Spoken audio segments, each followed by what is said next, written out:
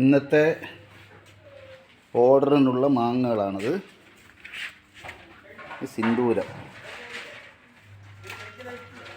ഇത് ഹിമാപസന്ത്, ഇതും ഹിമാപസന്ത്, ഇത് ബങ്കനപ്പള്ളി, ഇത് അൽഫോൺസോ ആണ്,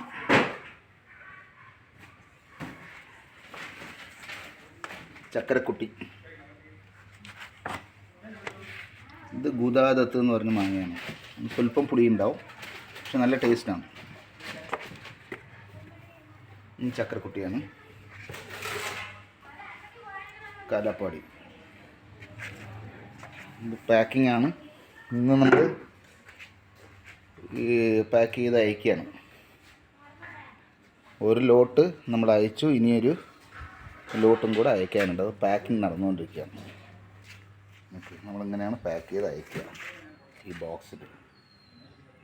ഇത് കാലാപ്പാടി.